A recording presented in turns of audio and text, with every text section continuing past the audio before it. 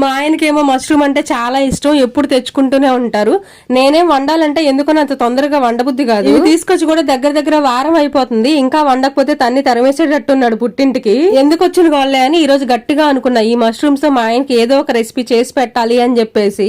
Mushroom curry గానీ mushroom biryani గానీ regular గా వినపడేవే కదా, అందుకే కొత్తగా మష్రూమ్ తో పకోడీ చేస్తున్నా. ఈవినింగ్ పిల్లలు వచ్చే టైం కి చేశాను అనుకోండి, వాళ్ళకి ఏదో ఒక స్నాక్ చేసినట్టు ఉండిద్ది, మా ఆయన కూడా కొంచెం శాంతిస్తారు. మష్రూమ్ ని నీట్ గా కడిగేసి చిన్న చిన్న ముక్కలుగా కట్ చేసి అందులోనే ఉప్పు, కారం, జీలకర్ర, అల్లం చిన్నులపై పేస్ట్ కొంచెం, ఒక గ్లాసు బియ్యం పిండి, ఒక గ్లాసు శనగపిండి వేసి కలుపుకోండి. వాటర్ అయితే సపరేట్ గా ఏం పోయిన అవసరం లేదండి, మష్రూమ్ లో ఉన్న వాటర్ సరిపోతుంది. ఇప్పుడు స్టవ్ ఆన్ చేసి కడాయి పెట్టేసి అందులో డీప్ ఫ్రై కి సరిపడా ఆయిల్ వేసుకొని, ఆయిల్ హీట్ అయిన తర్వాత మనం మామూలుగా పకోడీ వేసుకుంటాం కదా, అలాగే వేసుకోవడం. అన్నట్టు మర్చిపోయానండి, నేను నువ్వులు కూడా యాడ్ చేశాను, ఇందాక చెప్పలేదు కదా. ఈ వీడియో చూస్తుంటే అర్థమైంది, అరే నువ్వులు మర్చిపోయానే అని చెప్పేసి. పకోడీలో నంచుకోవడానికి పచ్చిమిర్చి, కరివేపాకు కూడా వేయించాను. ఒకసారి అయితే చేసుకొని తినొచ్చు కానీ మళ్ళీ మళ్ళీ ట్రై చేసేంత అయితే ఏం బాలేదు పకోడీ. వీడియో నచ్చితే లైక్ చేయండి.